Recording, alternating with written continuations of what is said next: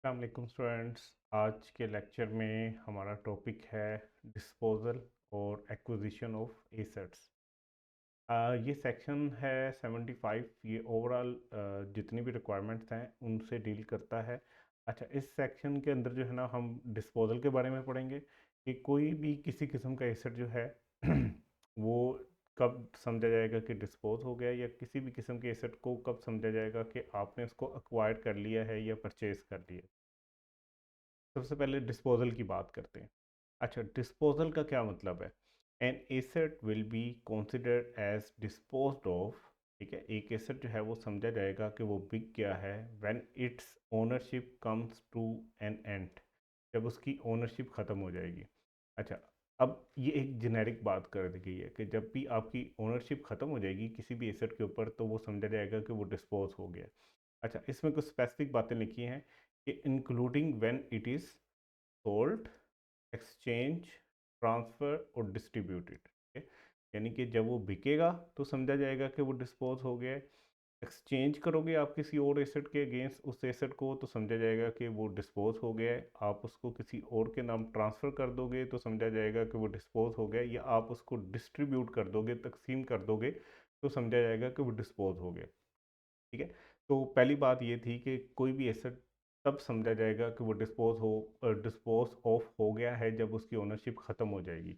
और ये ओनरशिप ख़त्म किन किन सूरतों में हो जाती है उसके अंदर ये चीज़ें शामिल हैं, जैसे कि आपने अगर बेच दिया है या किसी एक एसेट के बदले कोई और एसेट खरीदा है तो अपना जब दे दिया है तो इसका मतलब है कि आपका अपना डिस्पोज हो गया, या आपने उस एसेट को किसी और के नाम ट्रांसफ़र कर दिए तब भी समझा जाएगा कि आपने डिस्पोज कर दिया है। आपने उसको डिस्ट्रीब्यूट कर दिया है तो तब भी समझा जाएगा कि वो डिस्पोज हो गया। अच्छा, बेचने का मतलब तो आपको पता है, कोई भी चीज़ आप बाज़ार में बेचो तो वो अगर बिक गई है तो आपने अपना एसेट डिस्पोज कर दिया। आपको एक्सचेंज में कोई और एसेट चाहिए, जैसे कि आपके पास एक मोबाइल है, वो आपने दे के कोई दूसरा मोबाइल ख़रीदा है तो जो आपका पहले वाला मोबाइल था वो डिस्पोज हो गया। अच्छा, समटाइम क्या होता है कि आपकी कोई प्रॉपर्टी है, आप अपने बच्चों को ट्रांसफ़र कर देते हो तो इसका मतलब ये है कि आपने उसको डिस्पोज़ कर दिया। या एक कंपनी के पास कुछ एसेट्स पड़े हुए हैं, वो कंपनी बंद हो रही है तो वो अपने शेयर होल्डर्स को डिस्ट्रीब्यूट कर देती है तो इसका मतलब ये है कि उस कंपनी ने अपने एसेट्स को डिस्पोज़ कर दिया। अच्छा, इसके अलावा इन सूरतों में भी समझा जाएगा कि आपका एसेट जो है वो डिस्पोज़ हो गया है। किन सूरतों में? अगर आपका एसेट कैंसल हो गया, डिस्ट्रॉय हो गया, लॉस्ट हो गया, एक्सपायर्ड हो गया या स्ट्रैंडेड हो गया। ठीक है, यानी कि आपने कोई एसेट था उसको कैंसिल करवा दिया, आपका वो डिस्ट्रॉय हो गया किसी भी तरह से, वो आपसे गुम गया या उसकी एक्सपायरी ख़त्म हो गई, या आपको कोई आपसे ले गया, आपने उसको सरेंडर कर दिया, या गवर्नमेंट ने आपसे मांगा तो आपने गवर्नमेंट के हवाले कर दिया तो समझा जाएगा कि वो डिस्पोज हो गया। अच्छा, ये हर किस्म के एसेट्स के ऊपर यही एप्लीकेबल होंगे कि डिस्पोजल का मतलब क्या होगा, ये मतलब होगा। ठीक है, कोई भी एसेट से मतलब ये है कि बिल्डिंग भी हो सकती है, प्लांट भी हो सकता है, इंटेंजिबल भी हो सकता है, मतलब आपके जितने भी टेंजिबल हैं और इंटेंजिबल एसेट्स हैं उन सारों के लिए डिस्पोजल का मतलब यही है। इवन आपकी जो ज्वेलरी है या शेयर्स हैं या इसके अलावा भी जितने एसेट्स। अच्छा, नेक्स्ट चलते हैं।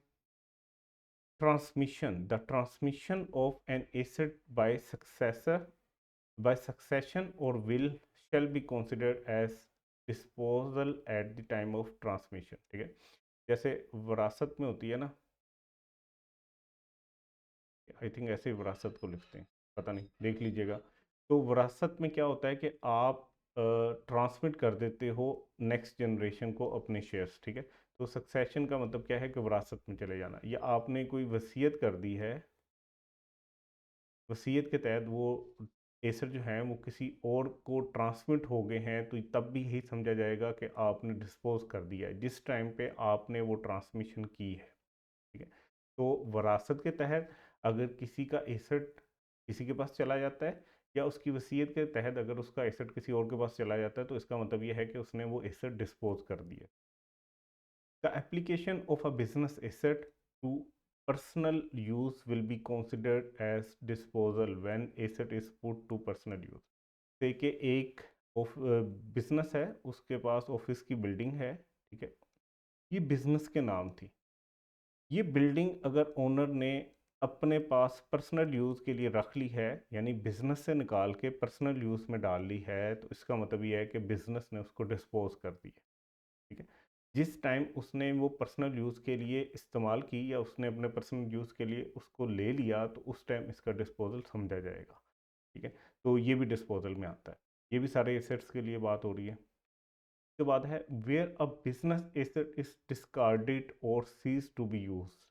आपका कोई एक बिजनेस का एसेट था, आपने उसको जो है वो वेस्ट कर दिया, उसको कबाड़िए को बेच दिया है, उसको डिस्कार्ड कर दिया है, या आपने उसको यूज़ करना छोड़ दिया, आपने उसको फेंक दिया है, वो यूजलेस पड़ा हुआ है कहीं पे, तो ये भी यही समझा जाएगा कि वो डिस्पोज ऑफ हो गया है। ठीक है। A disposal shall include the disposal of a part of an asset. ठीक है। तो डिस्पोजल का मतलब क्या है कि इसके अंदर ये भी शामिल है कि अगर आपने एसेट का कोई पार्ट बेचा है, तो उस पार्ट का भी डिस्पोजल समझा जाएगा। से कि आपके पास एक कार है, ठीक है, ये कार आपका पूरा एक एसेट है। अगर आपने इसके टायर बेच दिए, तो ये टायर जो है आपने डिस्पोज कर दिए, इसका भी यही मतलब समझा जाएगा कि एक पार्ट ऑफ एसेट था जो आपने डिस्पोज कर दिए। तो ये था हमारा डिस्पोजल। अब आ जाते हैं एक्विजिशन के ऊपर। एक्विजिशन का मतलब क्या है? परचेज या अक्वायर करना, खरीदना। The time of acquisition of an asset is the time when a person begins to own it. किसी भी एसेट की एक्विजिशन का टाइम क्या होगा? जब कोई एक पर्सन उसको ओन करना स्टार्ट करेगा, including the time for grant of right, जिसमें ये भी शामिल है कि जब आपको उसका इस्तेमाल करने का राइट मिल जाए। ठीक है। मतलब आपने जब कोई बाज़ार से एसेट खरीदा, जैसे कि आपने बाज़ार से फर्नीचर खरीदा है, ये फर्नीचर जब आपने ख़रीदा यानी पैसे दिए और ये आपका हो गया, तो इसका मतलब ये है कि आपने इस फर्नीचर को एक्वायर कर लिया। ठीक है। या आपको किसी ने राइट दिया है कि भाई ये 2 महीने बाद एसेट जो है वो आपका हो जाएगा, तो आपको जब वो राइट मिल गया, तो 2 महीने बाद वो एसेट एक किस्म का समझा जाएगा कि आपने एक्वायर कर लिया। या अगर आपको से के एक वेबसाइट का राइट दिया जाता है कि अब से ये आपका एसेट है, इसको आप यूज़ कर सकते हो, तो वो राइट का मतलब ये है कि जब आपको कोई राइट ग्रांट कर दिया जाए, तो इसका मतलब ये है कि आपने एसेट को एक्वायर कर लिया। The application of personal asset to business shall be considered as an acquisition when asset is put to use business use. आपके घर में जो है ना वो से कि एक लैपटॉप पड़ा हुआ था, वो लैपटॉप जो था वो आपका पर्सनल एसेट था। ठीक है। ये से कि लैपटॉप है, ये आपका पर्सनल था। आपने इस लैपटॉप को उठाया और अपने ऑफिस में रख दिया। ठीक है। से कि आप ऑफिस में रख दिया आपने इसको, आपने कहा कि अब से ये ऑफिस की प्रॉपर्टी बन गया है। इसका मतलब ये है कि ऐसा ही समझा जाएगा कि उस बिजनेस ने उस एसेट को अक्वायर कर लिया। सेम इसी तरह की हमने पीछे भी बात पढ़ी थी, जहाँ पे हमने कहा था कि जब कोई बिजनेस एसेट जो है वो आप पर्सनल यूज़ के लिए इस्तेमाल करते हो, तो इसका मतलब है कि बिजनेस ने इसको डिस्पोज कर दिए। लेकिन जब कोई पर्सनल यूजर एसेट जो है वो आप बिजनेस के लिए लाते हो, तो इसका मतलब है कि बिजनेस ने उसको एक्वायर कर लिया। तो ये दोनों बातें एक दफ़ा आप इसको एक साथ पढ़िएगा तो समझ आएंगी। अच्छा, अब एसेट की बात हमने कर ली, तो एसेट की बात करते हुए हमें पता चला कि एक होता है बिजनेस एसेट और एक होता है पर्सनल एसेट। ठीक है। तो बिजनेस एसेट की डेफिनेशन देख लेते हैं और पर्सनल एसेट की डेफिनेशन देख लेते हैं। Business asset mean an asset held wholly और partially for use in business.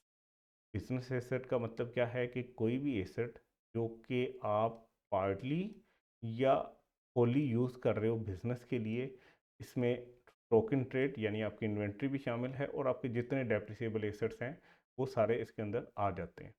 इसका मतलब क्या है कि बिजनेस एसेट बनाने के लिए आप चाहे बिजनेस एसेट बनाने के लिए आप चाहे एसेट को सिर्फ बिजनेस के लिए इस्तेमाल करो, या बिजनेस के साथ साथ उसको पर्सनल के काम के लिए भी इस्तेमाल कर रहे हो, यानी कि पार्टली आप बिजनेस में इस्तेमाल करो, पार्टली आप पर्सनल यूज़ के लिए इस्तेमाल करो, उस एसेट को हम क्या कहेंगे कि वो बिजनेस एसेट ही है। और पर्सनल एसेट की क्या डेफिनेशन है? Means N asset held Holi for personal use. Personal asset तब समझा जाएगा जब आप सिर्फ और सिर्फ इसको पर्सनल यूज़ के लिए इस्तेमाल कर रहे हो।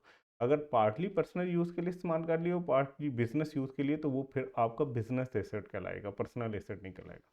पर्सनल एसेट की शर्त ये है कि वो आप 100% अपने पर्सनल कामों के लिए इस्तेमाल, तो वो पर्सनल एसेट होगा। ठीक है। सो एसेट की बात करें तो एसेट तीन तरह के बेसिकली बन गए। एक वो एसेट हुए जो हम होली यूज़ करते हैं बिजनेस के लिए, इनको हम कहते हैं बिजनेस एसेट्स। कुछ वो एसेट्स होते हैं जो हम होली यूज़ करते हैं पर्सनल कामों के लिए, उसको हम कहते हैं पर्सनल एसेट्स। अच्छा, कुछ ऐसे एसेट्स होते हैं जो हम पार्टली यूज़ करते हैं बिजनेस के लिए, इनको भी हम बिजनेस एसेट कहेंगे। तो बिजनेस एसेट की डेफिनेशन में ये है कि वो एसेट जो होली या पार्टली बिजनेस के लिए इस्तेमाल हो वो बिजनेस एसेट कहलाएगा, लेकिन पर्सनल एसेट सिर्फ तब कहलाएगा जब वो होली पर्सनल यूज़ के लिए इस्तेमाल हो रहा हो। नेक्स्ट हम डिस्कस करते हैं कॉस्ट। किसी भी एसेट की कॉस्ट क्या होगी, इस पे बात कर लेते हैं। This section shall establish the cost of an asset. इस सेक्शन के अंदर यानी 76 के अंदर जो है वो हम एसेट की कॉस्ट के बारे में बात करेंगे। The cost of purchase asset shall be sum of, वो कहता है जो आपकी कॉस्ट होगी ना परचेज करने की एक एसेट को, वो एक सम होगी। ठीक है, मतलब इसमें काफ़ी सारी चीज़ें ऐड हो रही होंगी। The total amount given for asset, जो आपने अमाउंट टोटल दी है एसेट को खरीदने के लिए, जिसमें ये भी शामिल है कि fair market value of consideration in kind, वो भी समझा जाएगा कि आपने एसेट के लिए पेमेंट की है। Any incidental expenditure paid in acquiring और डिस्पोजिंग दी एसेट, इसके अंदर आपने ऐड करना है, यानी कि आपकी purchase price plus incidental expenditure. ठीक है, और उसके बाद expenditure paid to alter or improve the asset.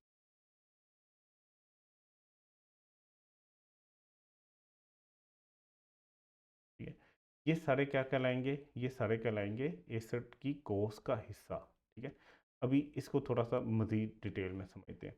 तो हमने क्या कहा, जेनेरिक बात की कि हमने कॉस्ट ऑफ एन एसेट क्या होगी, वो इक्वल होगी परचेज प्राइस प्लस अगर कोई इंक्रीमेंटल एक्सपेंडिचर्स हुए हैं वो, प्लस कोई इम्प्रूवमेंट कॉस्ट आपने की है, तो ये सारा आपके एसेट की कॉस्ट का पार्ट समझा जाएगा। अब ज़रा इसको मैं आपको समझाता हूँ अकाउंटिंग की टर्म के अंदर। अकाउंटिंग में आपने इवन पीआरसी में भी पढ़ा होगा कि एसेट जो होता है उसको जब आप खरीदते हो तो उसकी जो परचेज प्राइस होती है, जितने पे आपने उसको खरीदा है, ठीक है, वो प्लस जितने भी डायरेक्टली एट्रीब्यूटेबल एक्सपेंसेस होते हैं ना, यानी कि वो खर्चे जो सिर्फ और सिर्फ इस एसेट को खरीदने की वजह से आपने किए हैं, ये उसकी कॉस्ट का पार्ट समझे जाते हैं। ठीक है, तो यहाँ पे भी यही बात होती है कि आपने जितनी अमाउंट दी है एसेट को ख़रीदने के लिए, और इसके अलावा अगर कोई आपने इंसिडेंटल एक्सपेंडिचर्स पे किए हैं उसको ख़रीदने के लिए, तो वो उसकी कॉस्ट का पार्ट बन जाएंगे। अच्छा, थोड़ा सा मज़ीद बात करते हैं इसके ऊपर। जब ये इस पॉइंट की हम बात करते हैं ना, इसमें दो चीज़ें लिखी हुई हैं। एक लिखा हुआ है total amount given for an asset, इसका मतलब ये है कि अगर आप पैसे दे के एसेट खरीद रहे हो तो जितनी आपने अमाउंट पे की है उस एसेट को खरीदने के लिए, वो उसकी कॉस्ट का पार्ट बनेगी। या अगर आपने कंसिडरेशन इन काइंड पे की है, यानी कि आप गाड़ी खरीदने गए, ठीक है? आप गाड़ी खरीदने गए और आपने कहा कि भाई बात ये है कि मेरे से इतने पैसे मेरे पास नहीं है, तो मैं आपको कुछ ज्वेलरी दे देता हूँ, या मेरे पास एक बाइक खड़ी है वो ले लो, साथ जितने पैसे बनते हैं वो मेरे से ले लो। तो अगर आपने कोई कंसिडरेशन इन काइंड दी है तो उसकी फेयर मार्केट वैल्यू भी यही समझी जाएगी कि आपने कॉस्ट पे की है। जैसे कि आपने ये गाड़ी खरीदनी थी, हम अज्यूम करते हैं कि ये थी 10 लाख की। आपने कहा मेरे पास ना एक से कि बाइक है, बाइक बनाने की कोशिश, आपने कहा ये मेरे पास बाइक है, ये 1 लाख की है। ठीक है, तो ये एक बाइक ले लो, इसकी फेयर मार्केट वैल्यू है 1 लाख, प्लस मैं 9 लाख रुपए आपको जो है ना वो कैश में दे देता हूँ। तो अब इस गाड़ी की कॉस्ट क्या समझी जाएगी, इस गाड़ी की कॉस्ट होगी ये जो आपने कंसिडरेशन इन काइंड दी है, इसकी फेयर मार्केट वैल्यू यानी 1 लाख रुपए, प्लस जो आपने अमाउंट पे की है, ये पैसे जो दिए हैं ये दोनों मिला के, तो इसकी कॉस्ट बन जाएगी 10 लाख। ठीक है, तो पहले पॉइंट में तो ये बात हो रही थी। अच्छा, प्लस इसके साथ साथ अगर आपने कोई इंसिडेंटल एक्सपेंडिचर्स पे किए हैं, यानी कि आपने कोई गाड़ी बाहर से इंपोर्ट की, आपने कोई भी प्लांट बाहर से इंपोर्ट किया, उसके ऊपर इंपोर्ट की ड्यूटी लगेगी, उसके ऊपर टैक्सेस लगेंगे, उसके ऊपर फ्रेट के चार्जेस लगेंगे, ये सारा कुछ आप पीआरसी में पढ़ के आए हो। ठीक है। उसके ऊपर हो सकता है टैक्स भी हो जो नॉन रिफंडेबल हो, इस तरह की बहुत सी चीज़ें होंगी। उसके बाद आपने उसको अगर जो है वो वहाँ पे इंस्टॉल करवाना है तो इंस्टॉलेशन चार्जेस होंगे। मतलब आप उसको जो है ना वो यूजेबल कंडीशन में लाने के लिए जितने भी खर्चे कर रहे होगे जो डायरेक्टली एट्रीब्यूटेबल हों, यानी कि वो खर्चे सिर्फ इस वजह से हो रहे हों कि आपने वो एसेट खरीदा है, उनको हम कहते हैं इंसिडेंटल एक्सपेंडिचर। ठीक है। ये सारा एक्सपेंडिचर भी इसकी कॉस्ट का पार्ट समझा जाएगा। अच्छा, यहाँ पे ये लिखा हुआ है any incidental expenditure paid in acquiring और डिस्पोजिंग ऑफ एन एसेट, यानी कि जितने खर्चे आपको एक्वायर करते हुए लगे हैं या बाद में डिस्पोज करते हुए लगेंगे, ये भी उसकी कॉस्ट का पार्ट समझा जाएगा। ये बात आपने पीआरसी में नहीं पढ़ी होगी। आई थिंक जो पहली अकाउंटिंग है आपकी कैफ की उसमें भी शायद ना पढ़ी हो, बट ये है अकाउंटिंग में भी है कि आपको अगर डिस्पोज करते हुए भी कोई पैसे लगने हैं तो वो भी आप उसकी कॉस्ट का पार्ट बनाओ। तो यहाँ पे भी यही है कि आपने जितनी अमाउंट दी है या कोई अगर कंसिडरेशन इन काइंड दी है उसकी फेयर मार्केट वैल्यू प्लस कोई भी इंसिडेंटल एक्सपेंडिचर, चाहे वो एक्वायर करने के लिए हो चाहे उसको डिस्पोज करने के लिए हो, ये इसकी कॉस्ट का पार्ट समझा जाएगा। अच्छा, डिस्पोज करने के लिए क्या होता है, समटाइम आप क्या करते हो कि कोई प्लांट वगैरह लगाते हो, ठीक है, या कहीं पे आपको कंस्ट्रक्शन वगैरह के लिए कोई काम मिला है तो वहाँ पे आपने कोई बिल्डिंग वगैरह छोटी सी बनाई है और आपका ये बात हुई है कि ये बिल्डिंग आपकी है भाई जिन्होंने बनाई है, लेकिन जब ये काम ख़त्म हो जाएगा तो आप बिल्डिंग को ख़त्म करके यहाँ से सारा कचरा कुचरा उठा के जाओगे, तो उसको डिस्पोज करने के लिए जो खर्चा आएगा वो भी एसेट की कॉस्ट में ही ऐड किया जाता है। अच्छा, उसके बाद plus expenditure paid to alter or improve the asset. अच्छा, ये पॉइंट भी आप अकाउंटिंग में पढ़ के आए हो। हम अकाउंटिंग में कहते थे कि अगर आपने कोई खर्चा किया है एसेट के ऊपर, ठीक है, जैसे कोई मेजर उसका पार्ट रिपेयर कर दिए,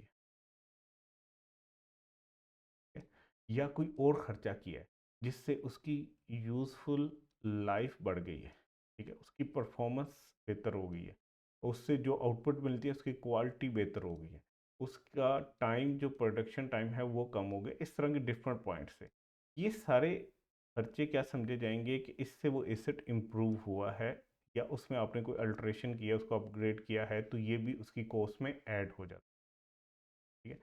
अच्छा, यहाँ तक हमने ये 3 पॉइंट डिस्कस कर लिए। यहाँ पे बात आ रही है कि एक एक्सेप्शन है, but shall not include any expenditure under class B C which is fully allowed as deduction, यानी कि ये जो बी और सी के अंदर खर्चे हैं, समटाइम क्या होता है कि इनको आपको गवर्नमेंट कहती है कि ये जो खर्चे हैं ना इनको आप डिडक्शन के तौर पे ले लो, ठीक है, इसको कैपिटलाइज ना करो। बी और सी अगर ये इनकम टैक्स ऑर्डिनेंस के कानून के मुताबिक आपको अलाउ कर दिए गए हैं कि आप इन खर्चों को फुली यूज़ कर लो डिडक्शन के तौर पे, यानी अपनी इनकम को इन खर्चों से कम कर लो, तो आपको कम टैक्स देना पड़ेगा। तो अगर आपने ये बेनिफिट ले लिया कि आपने बी और सी के मुताबिक कोई भी खर्चा किया है, इंसिडेंटल एक्सपेंडिचर किया या कोई अल्टर या इम्प्रूव करने के लिए एसेट को कोई खर्चा किया और वो फुली अलाउ हो गया आपको डिडक्शन के तौर पे, तो फिर आपने उसको एसेट की कॉस्ट का पार्ट नहीं बनाना। यहाँ पे एक टेक्निकल पॉइंट है, आप एसेट की कॉस्ट को जितना इंक्रीज करोगे ना आपको फ्यूचर में उतना बेनिफिट हो। क्यों? क्योंकि जितनी कॉस्ट ज़्यादा होगी उसके ऊपर आपको उतनी डेप्रिसिएशन ज़्यादा मिलेगी। डेप्रिसिएशन ज़्यादा मिलेगी यानी कि आप जितनी कमाई करोगे सेल करोगे उसमें से लेस आप ज़्यादा खर्चा कर सकोगे। ये जो एक्सपेंस होगा ये डेप्रिसिएशन का भी एक्सपेंसेस में आ रहा होगा। इसका मतलब यह कि जितना ये एक्सपेंस ज़्यादा हुआ उतना आपका प्रॉफिट कम होगा और जितना प्रॉफिट कम हुआ उतना आपको टैक्स कम देना पड़ेगा। तो अब आपको टैक्स वाले ये कह रहे हैं कि भाई जब आपको एसेट की कॉस्ट में हमने अलाउ किया है कि कुछ चीज़ें ऐड कर लो, तो उसमें अगर तो आप एक्सपेंडिचर के तौर पे पहले ही उसको ले रहे हो फुली डिडक्शन के तौर पे कोई खर्चा जो बी या सी में लिखा हुआ है, तो फिर भाई उसको एसेट की कॉस्ट का पार्ट ना बनाना, क्योंकि फिर आपको डबल बेनिफिट मिल जाएगा। आप पहले साल उस खर्चे को एक्सपेंस के तौर पे भी लेस कर रहे होगे एज रेवेन्यू एक्सपेंडिचर और बाद में एसेट की कॉस्ट के अंदर शामिल करके वहाँ से भी डेप्रिसिएशन का बेनिफिट ले रहे होगे। तो हमें कहा गया कि कॉस्ट ऑफ परचेज जो है वो एक मजमुआ होगा, सम होगा किसका, amount given for an asset जिसके अंदर उसकी कंसिडरेशन इन काइंड है तो फेयर मार्केट वैल्यू आ जाती है, और प्लस इंसिडेंटल एक्सपेंडिचर जो उसको एक्वायर करने पे लगें या डिस्पोज करने के ऊपर लगें, प्लस एक्सपेंडिचर अगर आपने कोई किया है अल्टर या इम्प्रूव करने के लिए, तो ये उसकी कॉस्ट का पार्ट समझे जाएंगे। लेकिन अगर ये दोनों खर्चे किए आपने और वो अलाउ हुए फुली डिडक्शन के तौर पे, तो फिर आपने इसको कॉस्ट में ऐड नहीं करना। नेक्स्ट है कि if a personal asset is put to business use, ठीक है। यानी पहले हमने जो केस पढ़ा उसमें हमने कहा कि अगर आप परचेज कर रहे हो एसेट को, ठीक है, तो उसमें कॉस्ट क्या होगी, वो हमने पहले पॉइंट के अंदर पढ़ा, पिछली लास्ट स्लाइड के अंदर ये हमने डिस्कस कर लिया।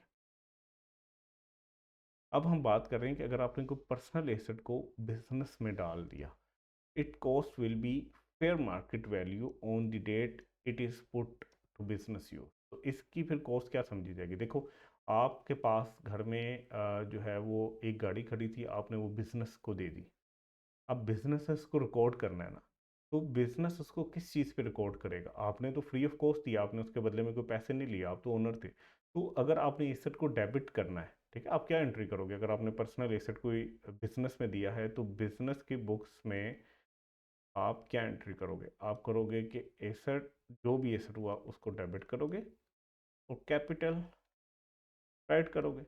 मसला ये है कि यहाँ पे अमाउंट क्या लिखनी है, उसके बारे में बताया जा रहा है कि अगर आपने पर्सनल एसेट को बिजनेस यूज़ के लिए आपने डाल दिया, तो उसकी जो कॉस्ट होगी वो क्या होगी? फेयर मार्केट वैल्यू उस डेट की, जिस डेट को आपने उस एसेट को बिजनेस एसेट बनाया है, ठीक है। तो ये याद रखना है, पर्सनल एसेट अगर ट्रांसफर हो बिजनेस को, तो फेयर मार्केट वैल्यू उसकी कॉस्ट समझी जाएगी, इसके ऊपर वो डेप्रिसिएट होगा। द कॉस्ट ऑफ प्रोड्यूस्ड और कंस्ट्रक्टेड एसेट, अब हमने पहला कहा कि अगर हम मार्केट से परचेज कर रहे हैं तो उसकी कॉस्ट क्या होगी, वो लास्ट स्लाइड में डिस्कस की। फिर पर्सनल एसेट वाला जो केस है उसमें हमने कहा कि उसमें कॉस्ट क्या होगी, तो वो हमने यहाँ पे पढ़ लिया।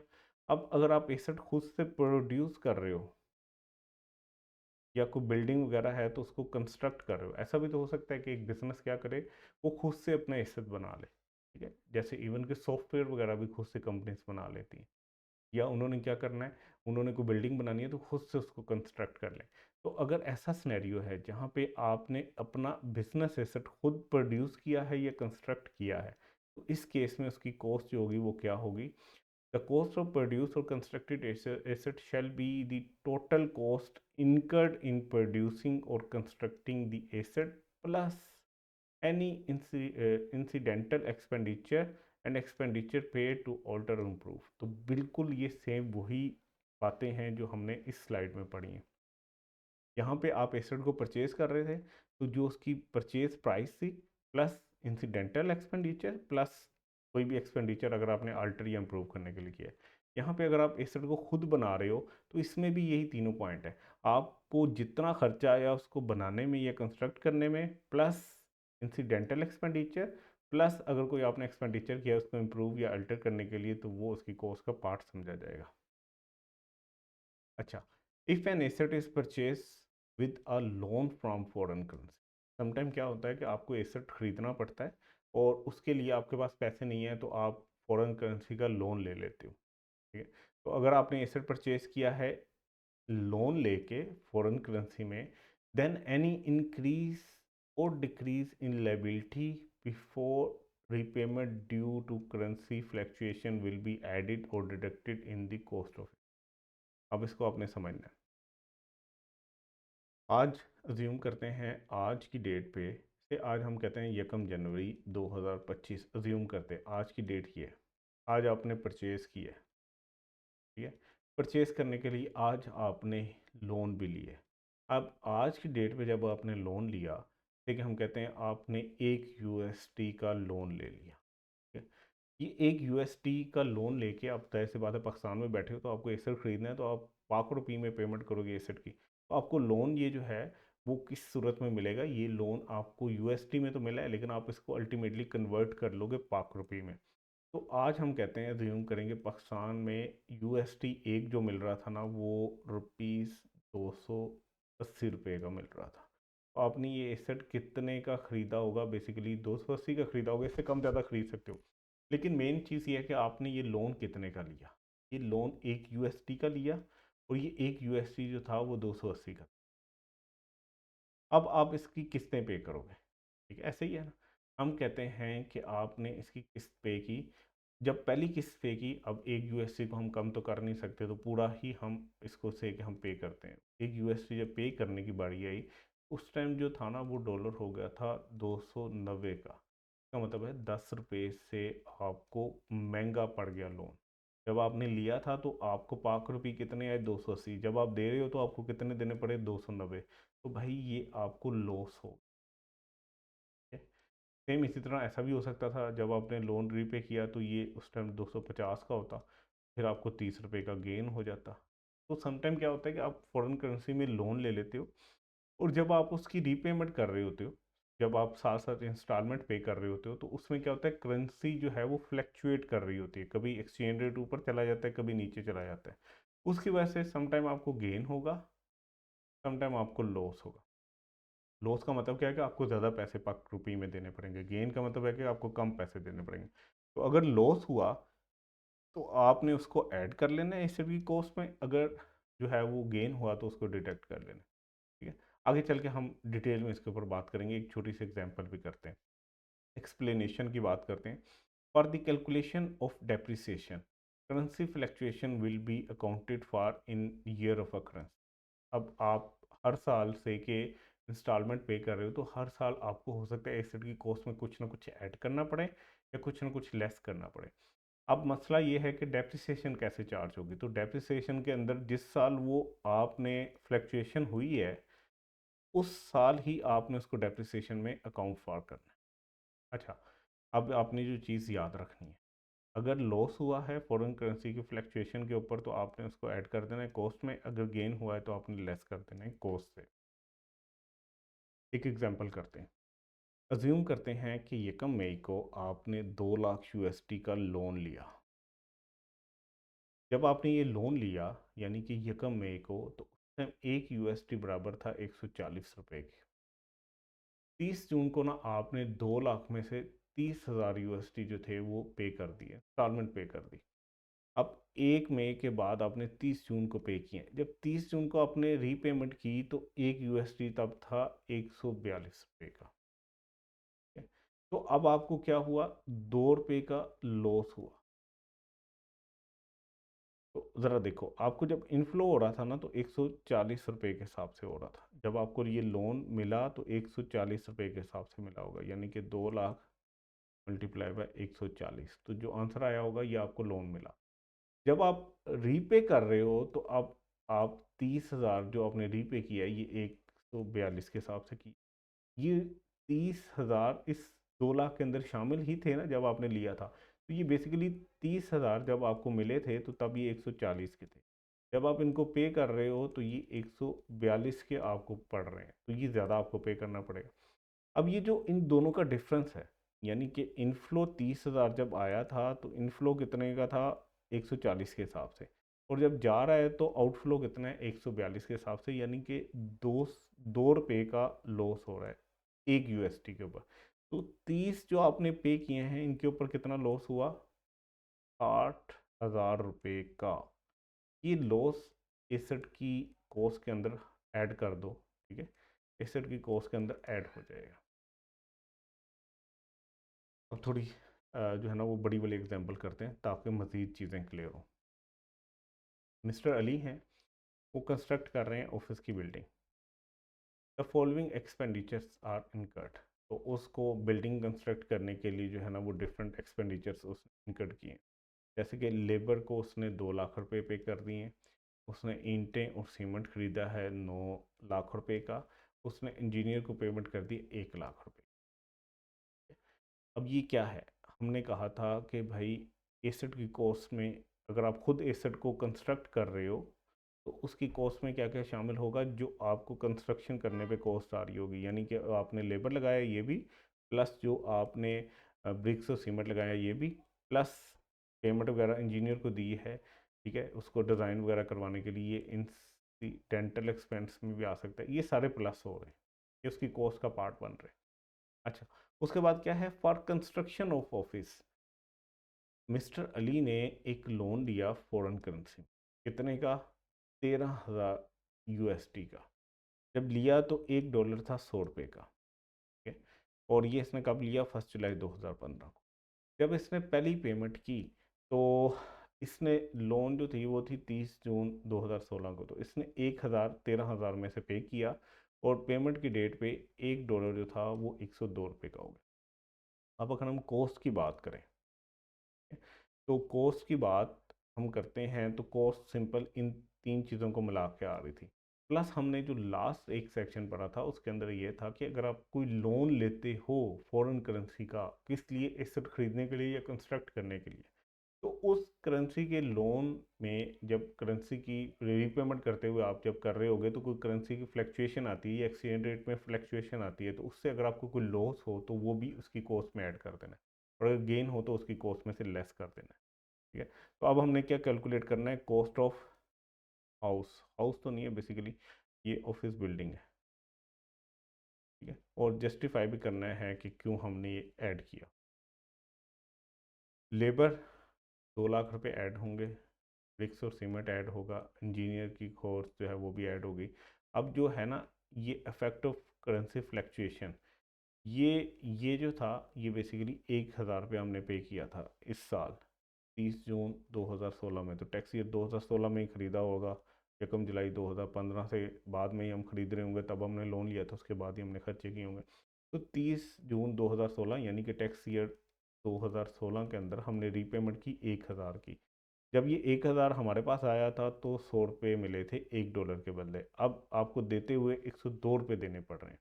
तो ये 1,000 रुपया और इन दोनों का डिफरेंस यानी 102 रुपये देने पड़ रहे हैं, यानी कि आउटफ्लो माइनस इनफ्लो जो एक्सचेंज रेट है उसको आपने उनका डिफरेंस ले लिया जो कि आ गया 2, उसको मल्टीप्लाई कर दिया जितने आपने लोन को रीपे किया। ये 2,000 रुपये भी आप इसकी कॉस्ट में ऐड करो, से अगले साल आप 5,000 यूएसडी पे करते हो, ठीक है। तो वहाँ पे जो डिफरेंस आएगा, अगर तो गेन हुआ तो इसकी कॉस्ट में से लेस कर दोगे आप, अगर लॉस हुआ तो वो फिर इसकी कॉस्ट के अंदर ऐड हो जाएगा, ठीक है। तो इस तरह ये चलता जाएगा। The cost of constructed asset shall be total cost, या जस्टिफिकेशन दे रहे हैं हम अपने आंसर की तो कि क्यों हमने ये सारी चीज़ें इसकी कॉस्ट में ऐड की हैं। तो जस्टिफिकेशन ये है कि cost of constructed asset shall be total cost incurred in constructing asset plus any incidental expenses. If the asset is purchased with a loan from foreign currency, then any increase in liability due to currency fluctuation will be added in the cost of, ठीक है। Next point पे चलते हैं। अच्छा, ये उसी से ही जो है ना वो लिंक है, छोटी सी बात है, बस ये भी आपके सिलेबस में नहीं है, हेजिंग एग्रीमेंट, बस आपने इसको पढ़ लेना है। In determining whether the liability of a person has increase और डिक्रीज, ठीक है। जो हमने ये वाला पढ़ा है ना सेक्शन पीछे, जिसमें हमने कहा था कि अगर कोई फॉरेन करेंसी में आप पेमेंट कर रहे हो तो लायबिलिटी इंक्रीज हो या डिक्रीज हो तो उसको आपने ये इंक्रीज और डिक्रीज इन लायबिलिटी तो आपने ऐड या लेस कर देना उसकी कॉस्ट में से। इस सेक्शन नंबर 5 जो था, ठीक है, सब सेक्शन है ये, ये जो हमने पढ़ा था इसी के बारे में, ये सब सेक्शन नंबर 6 उसी को लिंक कर रहा है। ये कह रहा है कि अब जब आप डिटरमिन कर रहे होगे वो जो लायबिलिटी है जो इंक्रीज या डिक्रीज हो रही है फॉरेन करेंसी फ्लक्चुएशन से, आपने हेजिंग एग्रीमेंट को लाजमी कंसिडर करना है, ठीक है। हेजिंग एग्रीमेंट क्या होता है ये आप फाइनल में बहुत डिटेल में पढ़ोगे, कैफ के अंदर भी शायद आपको पढ़ाया जाए आगे चल के। हेजिंग एग्रीमेंट बेसिकली ये होता है कि इसके तहत आप ये जो रिस्क होता है ना फॉरेन करेंसी कम या ज़्यादा होने का, इसको आप टैकल कर रहे होते हो। तो बस अभी आपने इसको बहुत ज़्यादा कोई रट्टा लगाने की या इस तरह की ज़रूरत नहीं है, आपने बस समझ लेना है कि भाई ये जो हम डिफरेंस निकाल रहे होते हैं ना फॉरेन करेंसी का, यानी 102 माइनस 100, ये करते हुए हमने एक चीज़ का ख्याल रखना है, कंसिडर करना है उसको, वो है हेजिंग एग्रीमेंट, कि कंपनी ने हेजिंग एग्रीमेंट तो नहीं किया हुआ। नेक्स्ट पॉइंट पे आते हैं। The cost of an asset does not include the amount of any grant, subsidy, rebate, commission, or assistance other than a loan repayable with or without profit received in respect of acquisition of an asset. अब ये क्या है इसको बाद में देखते हैं। However, if grant, subsidy, rebate, commission, assistance is chargeable to tax, then it will be added in the cost. अच्छा, अब हम एक पॉइंट को उठाते हैं। वैसे तो यहाँ पे देखो ना, ये ग्रांट का भी वर्ड यूज़ हुआ है, सब्सिडी का भी वर्ड यूज़ हुआ है, रिबेट का भी वर्ड यूज़ हुआ है, कमीशन का भी वर्ड यूज़ हुआ है, अदर असिस्टेंस का भी वर्ड यूज़ हुआ है। हम इसमें से ग्रांट लेते हैं। ग्रांट बेसिकली क्या है? ग्रांट ये चीज़ होती है कि आपको गवर्नमेंट समटाइम कोई पैसे दे देती, कोई बेनिफिट दे देती।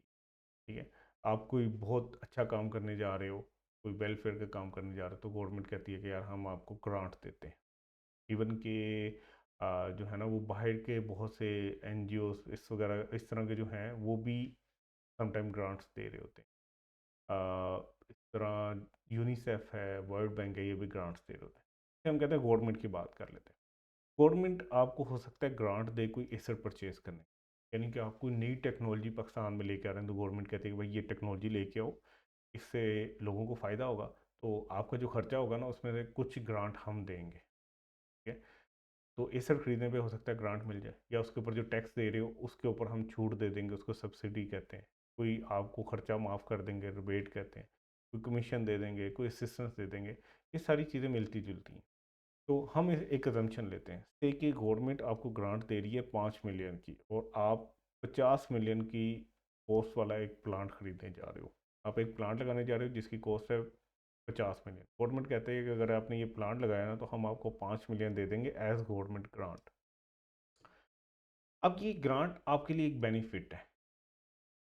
ठीक है, अब इस बेनिफिट की दो जो है ना वो सिचुएशंस हो सकता है ये जो गवर्नमेंट ने आपको 5 मिलियन दिया है, गवर्नमेंट आपको कहे कि भाई ये जो 5 मिलियन है ना, जो आपको बेनिफिट हो रहा है, ये एग्जाम्प्ट है, इसके ऊपर हम आपसे टैक्स भी नहीं मांगते।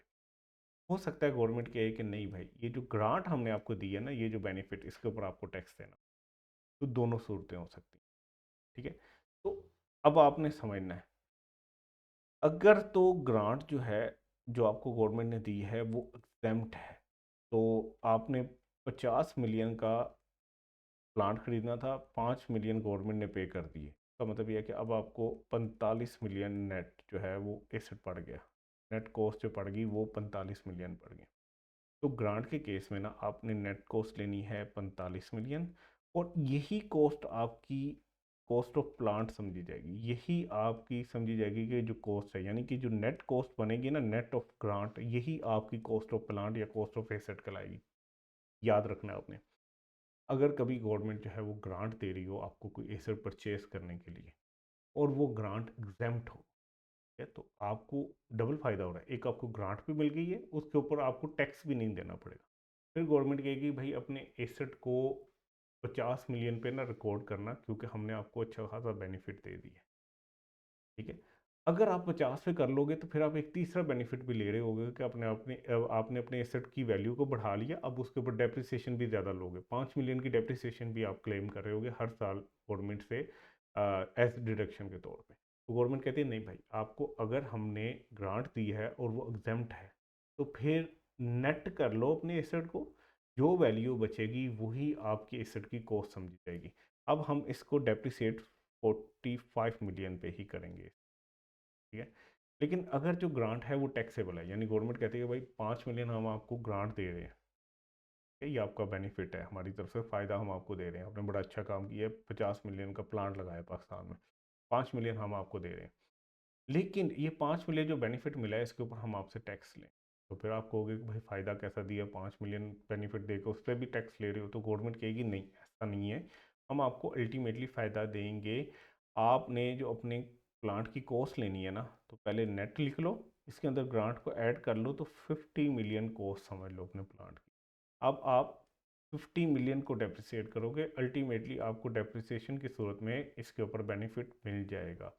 तो अब आप, कोई भी ऐसा क्वेश्चन आ जाता है जिसके अंदर गवर्नमेंट ग्रांट आ रही होती है, तो उसमें अगर कॉस्ट निकालने का वो आपसे पूछता है, तो आपने दोनों सिनेरियोज देखे। ठीक है, कहानी कहाँ से स्टार्ट करनी है, आपने नेट कॉस्ट लिख लेनी है। अगर तो एग्जाम्प्ट हुई ग्रांट, तो वही नेट कॉस्ट उसकी एसेट की कॉस्ट बन जाएगी, और अगर डेप्रिसिएशन निकालने तो उसी वैल्यू के ऊपर डेप्रिसिएशन। लेकिन अगर ग्रांट टैक्सेबल हुई, तो फिर नेट जो वैल्यू आ रही है उसके अंदर आप ग्रांट को ऐड करो, उसके बाद आप कॉस्ट निकाल लो अपने एसेट की, और उसको फिर डेप्रिसिएट करना। ठीक है, तो ये हमारा था गवर्नमेंट ग्रांट से रिलेटेड।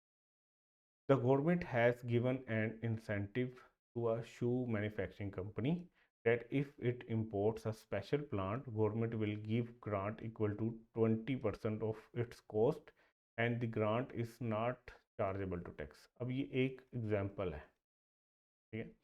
एग्जाम्पल में हमें बताया जा रहा है कि गवर्नमेंट ने कहा कि हम जो है ना वो अपनी शू इंडस्ट्री को जो है ना वो थोड़ा जो है ना ग्रूम करना चाहते हैं या उसको प्रमोट करना चाहते हैं, तो उन्होंने एक स्कीम लॉन्च की होगी कि भाई जो कोई स्पेशल प्लांट इंपोर्ट करेगा ना पाकिस्तान में शू बनाने वाला, उसके ऊपर गवर्नमेंट क्या करेगी, 20% जो है वो ग्रांट पे करेगी। जितने का आपने कोस्ट ख़रीदा होगा वो प्लांट, उसका 20% जो है वो गवर्नमेंट आपको ग्रांट के थ्रू, और ये जो ग्रांट है ना इसके ऊपर टैक्स भी नहीं लगेगा।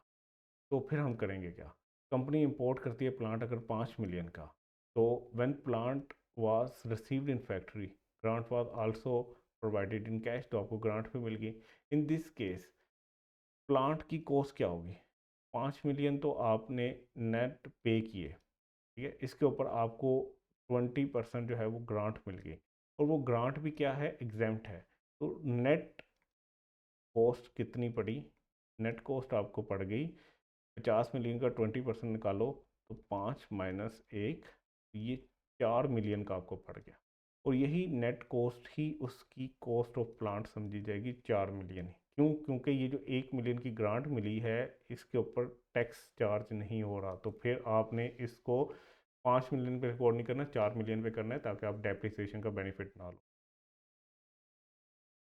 अच्छा, ये एग्जाम्पल है एक हमारे पास, ठीक है, तो इसको कर लेते हैं। मिस्टर अली है, ये कंस्ट्रक्शन के बिजनेस में इंगेज है, उसने इंपोर्ट कर ली machinery from Korea. Following are details, उसने कॉस्ट पे की कोरिया में 100 मिलियन की, तो इंपोर्ट के चार्जेस बढ़ गए 4 लाख के। मशीन कराची पहुंची पोर्ट पे 1 जुलाई 2020 को, वहाँ से फ्रेट चार्जेस पे करने पड़े इसे 2 लाख के, किराया वगैरह। गवर्नमेंट ने इसको 10% ग्रांट दे दी कॉस्ट की, कॉस्ट का मतलब क्या है, जितने का उसने ख़रीदा इसके 10% ग्रांट दे दी, और ग्रांट एग्जेम्प्ट है।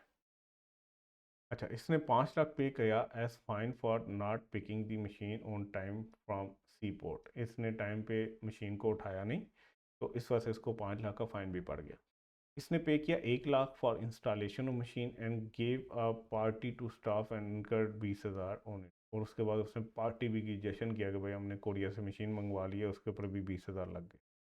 Machinery installed on 1 January 2021 but is still not available to use, it's become available for use on 1 March 2021। आपने कैलकुलेट करनी है कॉस्ट और tax WDV of machine on 30 June 2021। अच्छा, एक बात तो आपको याद होगी कि मशीन चाहे 1 जनवरी को ख़रीदो चाहे 1 मार्च को ख़रीदो, अगर टैक्स ईयर एक ही है तो इसका मतलब है कि उस टैक्स ईयर की पूरी डेप्रिसिएशन चार्ज होगी। अब ज़रा हम देखते हैं कि इसमें से खर्चे कौन कौन से हमें अलाउ हैं। पहला तो जो आपने कॉस्ट पे की कोरिया में वो इतनी थी, तो क्योंकि ये ग्रांट आपको मिली थी 10% ऑफ कॉस्ट और वो ग्रांट एग्जाम्प्ट थी, तो जितना आपने ये पे किया ना कोरिया में, इसमें से ग्रांट की वैल्यू निकाल दो, तब 100 मिलियन माइनस 10% ऑफ 100 मिलियन, आपको ये कितने का कोरिया से पड़ गया, यानी कि नेट आपको ग्रांट के बाद जो है वो 90 मिलियन का पड़ गया, 100 मिलियन का नहीं रहा। इसको या अपने यहाँ पे ही 90 मिलियन कर लिया, क्यों, क्योंकि ये जो 10% आपको ग्रांट मिली है 10 मिलियन की, ये एग्जाम्प्ट थी, तो आपने इसको नेट ही लेना है। अगर ये एग्जाम्प्ट ना होती, टैक्सेबल होती, तो फिर आप यहाँ पे 100 मिलियन ही लिखते हैं। अच्छा, उसके बाद आपने जो इंपोर्ट चार्जेस पे किए हैं वो आपको अलाउ हैं कि उसको कॉस्ट का पार्ट बना लो। फ्रेट चार्जेस ये इंसिडेंटल चार्जेस हैं, ये भी इंपोर्ट भी और ये भी आपको अलाउ हैं। इंस्टॉलेशन चार्जेस ये भी आपको अलाउ हैं, ठीक है? उसके बाद आपकी कॉस्ट निकलती है। अब ज़रा देखें इस क्वेश्चन का, हमें कॉस्ट अलाउ हुई वो नेट होके गवर्नमेंट ग्रांट के साथ, उसके बाद हमें इंपोर्ट चार्जेस अलाउ हुए, उसके बाद हमें फ्रेट चार्जेस अलाउ हुए, ठीक है। उसके बाद जो हमने फ़ाइन पे किया मशीन टाइम पे ना उठाने की वजह से, क्या ये इंसिडेंटल एक्सपेंस था? ये हुआ तो इसी वजह से है कि आपने एसेट ख़रीदा था तो तभी ये हुआ, अदरवाइज़ अगर आप एसेट ना ख़रीदते तो फिर ये होता ही ना। लेकिन इसको रोका जा सकता था, ये अवॉइडेबल था, लेकिन आपने अपनी कोताही की वजह से किया, तो ये एसेट की कॉस्ट का पार्ट नहीं बनाना। अच्छा, फिर आपने जो स्टाफ को पार्टी वगैरह दी है 20,000, ये भी आपको अलाउ नहीं है भाई। पार्टी को रोका जा सकता था, आपने पार्टी क्यों दी है, ठीक है, तो ये आपको अलाउ नहीं है। हाँ, इसमें जो इंस्टॉलेशन वाला है, सॉरी ये रह गया मेरे से, इंस्टॉलेशन वाला जो खर्चा है ये आपको अलाउ होगा, ठीक है। ये तो उसको तब तक वो यूज़ ही नहीं हो सकता जब तक आप उसको इंस्टॉल नहीं करवाओगे, ये आपको उसकी कॉस्ट में ऐड करने की इजाज़त है। अच्छा, फिर आपके पास कॉस्ट आ गई। अब अगर इसकी WDV निकालनी है पहले साल के एंड पे, तो भाई आपको याद होगा कि जब भी हमको प्लांट खरीदते थे या मशीनरी खरीदते थे, इसके ऊपर हमें इनिशियल अलाउंस अलाउ होता था, तो हमने 25% इसका वो पहले लेस किया। फिर जो बाकी बच गया ये हमने ओपनिंग WDV की तरह समझा, और इसके ऊपर हमने डेप्रिसिएशन का 15% रेट लगाया, तो ये डेप्रिसिएशन निकल गई। उसके बाद हमारे पास ये पहले साल के एंड पे डेप्रिसिएशन के बाद जो है वो WDV आ गई। Okay, so the cost of purchase asset shall include the amount paid to acquire asset, but it shall not include any grant that is not chargeable to tax, and the cost of purchase asset include any incidental expenses paid in acquiring this। तो वही बात हो रही है, मतलब ये basically हम अपने आंसर को जस्टिफाई कर रहे हैं। हम ये कह रहे हैं कि भाई जो हमने पे किए थे कोरिया को, कोरिया में पेमेंट की थी, उसमें से हमने जो है वो ग्रांट की अमाउंट लेस कर दी, क्योंकि वो टैक्सेबल नहीं थी, तो उसको लेस करके और बाकी जितने इंसिडेंटल एक्सपेंसेस हुए थे वो सारे करने के बाद अपनी कॉस्ट निकाली है। ओके, तो ये भी इम्पोर्टेंट पॉइंट है। Where a part of an asset is disposed, the cost shall be a portion between the part retain and the part dispose of. For example, आपने एक जहाज़ खरीदा, ठीक है, ये जहाज़ है, बड़ा ही गंदा, वो तो रिमूव करते हैं, सही वाला जहाज़ बना,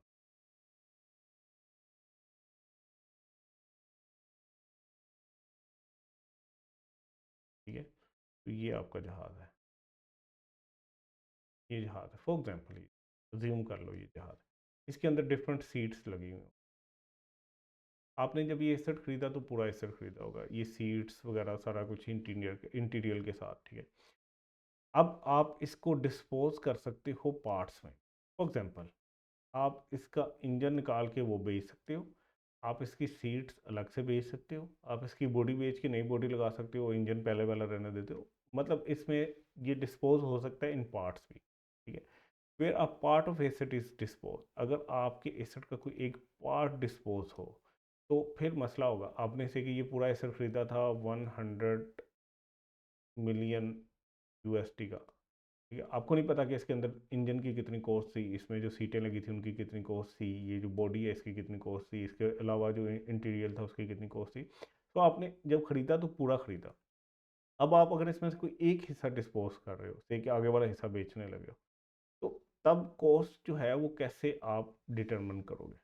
the cost shall be apportion between the part retain and the part dispose. आपको अपोर्शनमेंट करनी पड़ेगी कि कितना पार्ट रह गया और कितना बेचा गया। अब ये अपोर्शनमेंट की बेसिस होती हैं डिफरेंट। वो बेस क्या है? In accordance with their fair market value determine eight the time of asset purchase. जिस दिन आपने परचेज किया था उस दिन आप ये देखोगे कि उस दिन फेयर मार्केट वैल्यू कितनी थी। अगर मैं आगे वाला हिस्सा बेच रहा हूँ या इसके अंदर सीटें वगैरह बेच रहा हूँ, तो उस टाइम वो सीटें कितने की थी और बाकी एसेट कितने का था, उसकी बेसिस के ऊपर आप इसको अपोर्शन करो। Say an asset has two parts, एक एसेट है उसके दो पार्ट्स हैं। It was purchase as a whole, आपने पूरा एसेट खरीदा था, वो आपको पड़ गया था 40 रुपये का। पार्ट M है और पार्ट H है, ठीक है, से के दो पार्ट्स हैं। पार्ट M की फेयर मार्केट वैल्यू जब आपने परचेज किया था तो वो थी 35 रुपये, और पार्ट H की वैल्यू थी 10 रुपये, यानी कि इन टोटल दोनों की वैल्यू मिलाओ तो 45 रुपये का एसेट बनता था, लेकिन आपने पूरा एसेट खरीदा तो आपको 40 रुपये का पड़ा। अगर आप दो हिस्सों में अलग अलग खरीद के जोड़ते तो 45 का बढ़ जाता। तो आपने 40 का पूरा एसेट खरीदा था, पूरे की कॉस्ट कितनी थी? 40, और उस टाइम उसकी दोनों पार्ट्स की अलग अलग फेयर मार्केट वैल्यू 35 और 10 थी। So now we sold only M। अब हमने सोचा है कि हम ये 35 रुपये वाला उस टाइम जो फेयर मार्केट वैल्यू जिस पार्ट की 35 थी ये बेचते हैं। As the asset was purchase as a whole, क्योंकि एसेट को एज अ होल खरीदा गया था, so we don't know the cost of M only, हमें कॉस्ट नहीं पता। तो we can find it by, हम क्या करते हैं, हम इसकी फेयर मार्केट वैल्यू दोनों की देखते हैं। एम उसकी फेयर मार्केट वैल्यू जब परचेज किया था तो 35 थी, एच की थी 10, तो टोटल कितनी थी उस टाइम 45, और हमने कितनी पे की है 40। हम अगर एम की कॉस्ट निकालना चाहते हैं, क्योंकि बिक रहा है तो हमें देखना होगा कि गेन या लॉस हुआ है, तो कॉस्ट कैसे निकालेंगे, कॉस्ट हम इस तरीके से निकालेंगे। 40 टोटल की कॉस्ट थी, ठीक है, 35 की फेयर मार्केट वैल्यू थी, इन दोनों को मल्टीप्लाई करो और डिवाइड करवा दो टोटल फेयर मार्केट वैल्यू से। तो इसका मतलब यह है कि इसकी कॉस्ट थी उस टाइम 31,11। इस 40 में से 31,11 आपने पे किए थे एम के गेंस। ये हमने कैसे किया, ये हमने इसकी फेयर मार्केट वैल्यू की बेसिस के ऊपर अपोर्शन कर लिया। यानी कि टोटल अगर फेयर मार्केट वैल्यू 45 थी तो 35 इसकी थी, तो इसकी बेस के ऊपर हमने ये कहा कि भाई अगर टोटल 40 थी ना तो 31,1 आपने इसकी कॉस्ट पे, आपने पोर्शन कर लिया इसको। एक एग्जांपल करते हैं। An asset was purchase in tax year 2009 for 40,000। The asset comprise of दो कंपोनेंट्स, बेसिकली वही है M and H. Fair market value of M at the time of purchase was 35,000 and H was 10,000. Component M of asset is disposed of in tax year 2011। ठीक है, हमने खरीदा कब था 2009 में। कितने का टोटल खरीदा था, जिसके दो हिस्से थे एम और एच, ये हमने खरीदा था 40,000। ठीक है, एक एक अगर फेयर मार्केट वैल्यू दोनों की देखें तो एम की थी 35,000 और एच की थी 10,000। अब हम 2011 में इसको बेचने जा रहे हैं, तो हमने कॉस्ट निकालनी है डिस्पोजल के वक्त, इसकी जो कंपोनेंट आप बेचने जा रहे हो। तो cost of M at the time of disposal will be 40,000। ठीक है, जितने का आपने उसको ख़रीदा था एक्चुअल कॉस्ट, इसको डिवाइड कर दो या इसको मल्टीप्लाई करवा दो 35,000। 35,000 क्या था, सिर्फ जो आप बेच रहे हो ना पार्ट, एम, एम की फेयर मार्केट वैल्यू थी। और इसको डिवाइड कर दो एम की फेयर मार्केट वैल्यू और एच की फेयर मार्केट वैल्यू, तो 35,000 डिवाइडेड बाय ये दोनों मिलके 45,000 बनते हैं ना।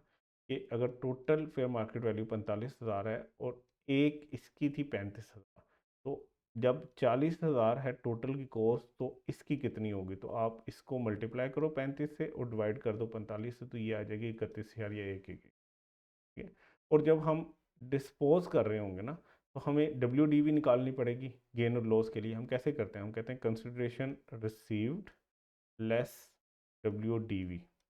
तो हमारे पास तो डब्ल्यू पूरे एसेट की आ रही होगी ना, हमने तो पूरा एसेट खरीदा था, तो 40,000 को हम डेप्रिसिएट कर रहे होंगे। अब हमने एक एलिमेंट बेचा है उसका, एक कंपोनेंट बेचा है एम, तो हमें डब्ल्यू एम की ही निकालनी है। तो एम की डब्ल्यू किस हिसाब से निकालेंगे, जिस हिसाब से हमने उसकी कॉस्ट निकाली है, इसको डेप्रिसिएट करोगे कितने साल ये रहा है, उस हिसाब से इसकी डेप्रिसिएशन निकाल के, इसकी डब्ल्यू निकाल के, जितनी कंसिडरेशन रिसीव हुई है उसमें से डब्ल्यू निकालोगे, तो आपके पास गेन या लॉस आ जाए। तो नेक्स्ट पॉइंट पे चलते हैं। Where the acquisition of an asset is the derivation of an amount chargeable to tax, the cost of asset shall be equal to chargeable amount plus any amount paid for asset।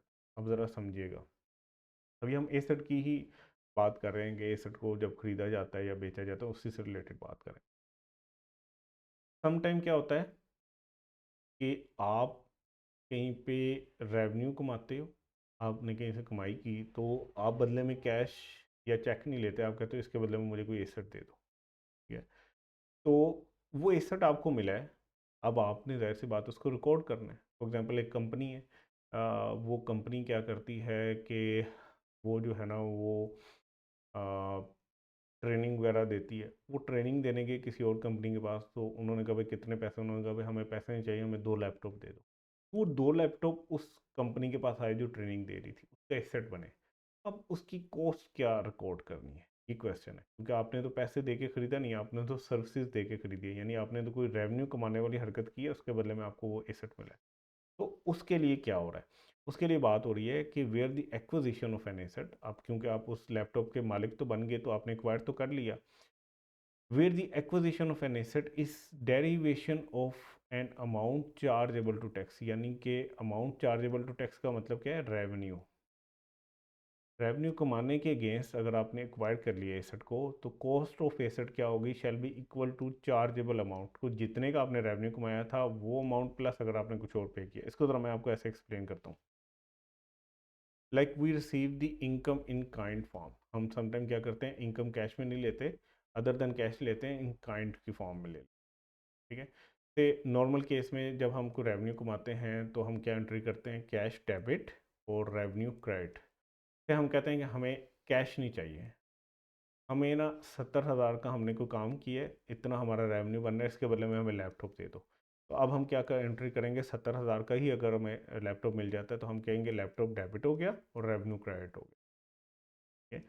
तो यही बात लिखी हुई है कि अगर आपने कोई एसेट एक्वायर किया है, यानी लैपटॉप एक्वायर किया है, इसकी तरह से कि आपने कोई अमाउंट चार्जेबल टू टैक्स थी, उसके बदले में आपने उसको एसेट को एक्वायर कर लिया। आप कोई रेवेन्यू जनरेट कर रहे थे या ड्राइव कर रहे थे, आप रेवेन्यू कमा रहे थे, उसके अगेंस्ट आपने एसेट एक्वायर कर लिया, तो उसकी कॉस्ट क्या होगी, जितनी आपने अमाउंट चार्जेबल टू टैक्स कमाई है, यानी कि 70,000 का आपका रेवेन्यू था ना, या तो ऑप्शन थी कि आप कैश में ले लेते, आपने नहीं लिया, आपने लैपटॉप ले लिया, तो इसकी लैपटॉप की वैल्यू कितनी होगी, 70,000। समटाइम क्या होता है कि आप कमाया आपने 70,000 ही, लेकिन आप कहते हो मुझे लैपटॉप दो 90,000 वाला। उसने कहा भाई 90,000 का तो आपने काम ही नहीं किया, आपने तो 70,000 का काम किया है। तो आपने कहा कोई बात नहीं, मैं 20,000 आपको कैश दे दूंगा। तो इस सूरत में लैपटॉप की वैल्यू क्या होगी, रेवेन्यू क्रेडिट करना है 70,000 से, और मजीद जो आपने कैश दिया, इन दोनों का सम बनेगा इस लैपटॉप की कॉस्ट। तो आई होप कि आपको ये बात समझ आई होगी कि समटाइम आप कोई रेवेन्यू जनरेट करते हो, उसके बदले में आप एसेट खरीद लेते हो। तो अगर आपने कोई एसेट खरीदा है किसी derivation of an amount chargeable tax, यानी रेवेन्यू कमाने के अगेंस्ट, तो अगर तो आपने वो रेवेन्यू के बदले में वो एसेट लिया, तो जितना आपने रेवेन्यू कमाया उतनी ही उस एसेट की वैल्यू है। अगर प्लस आपने कोई अमाउंट पे किया तो वो भी उसमें ऐड हो जाएगी। सॉरी, एक एग्जांपल करते हैं। मिस्टर फान is in business of preparing tax return. Mister फान एक टैक्स कंसल्टेंट है, वो टैक्स की रिटर्न प्रिपेयर करता है। During the year he prepared a tax return for a person selling computers in Hafeez centre. उसने हफीज सेंटर में कोई बंदा कंप्यूटर बेचता था, उसकी रिटर्न वगैरह फाइल कर दी। For which he will charge him 8,000, उसके लिए उसने उसको फीस चार्ज करनी थी 8,000। At the time of settlement, it was agreed that shopkeeper will not pay any money, rather he will give a computer as consideration for Irfan service. No amount paid by Irfan for acquiring the computer. तो जो computer है उसकी cost क्या होगी, in this case amount chargeable to tax is in the hand of Irfan is 8,000। तो वो क्या करेगा, कंप्यूटर को डेबिट कर देगा 8,000 से, और रेवेन्यू जो है वो क्रेडिट कर देगा 8,000 से। ये जो रेवेन्यू है ये उसकी इनकम है, इसके ऊपर वो टैक्स दे रहा होगा, ये अपना एसेट बना लेगा, इसको वो डेप्रिसिएट करेगा, ठीक है। तो इंशाल्लाह इसको नेक्स्ट लेक्चर में यहाँ से कंटिन्यू करेंगे। अपना ख्याल रखिएगा, अल्लाह हाफिज़।